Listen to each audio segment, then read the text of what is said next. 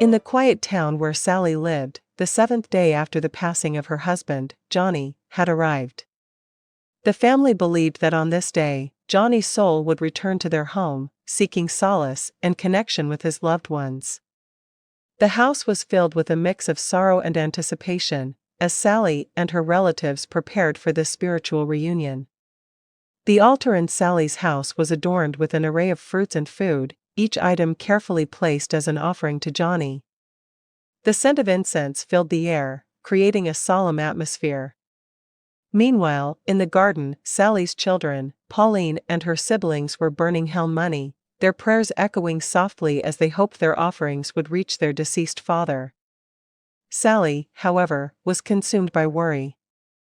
She feared that the earth god, the guardian of their home, might not allow Johnny's soul to enter. Her heart was heavy with the thought that her husband might be denied this final comfort. Pauline, noticing Sally's distress, tried to console her. But duty called, and Pauline had to rush off to fetch her daughter, Catherine, from kindergarten. She left Sally in the company of her other children and relatives, hoping that their company would bring Sally some comfort. As Pauline drove back to Sally's house with Catherine, she found everyone gathered around the dining table, sharing a meal. She quickly went to the kitchen, filled 2 plates with food, and returned to the dining table. But as she sat down, she noticed Catherine's gaze fixed on the living room. "Catherine, what are you looking at?" Pauline asked gently, curious about her daughter's focus. Catherine turned to her mother, her eyes wide with innocence. "Why is Grandpa not eating with us at the dining table?" she asked. Pauline's heart skipped a beat. She knew that Grandpa was how Catherine referred to her grandfather, Johnny. With a mixture of shock and awe, Pauline realized that her daughter could see her deceased grandfather. "What is Grandpa wearing now?"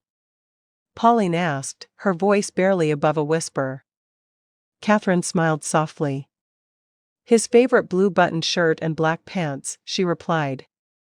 Pauline's eyes welled up with tears as she recognized the description.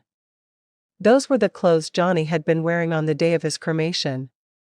She quickly shared the conversation with Sally, who broke into tears of relief.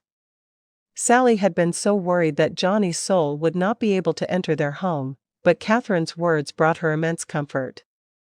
It was a profound moment for the family, a reminder that the bond between them transcended the boundaries of life and death. They found solace in the belief that Johnny had indeed returned to bid his final farewell, and that the pure hearts of children could see and feel things that adults often missed. This story highlights the cultural beliefs surrounding death and the afterlife, as well as the unique perception of young children, who are often thought to be more attuned to the spiritual world.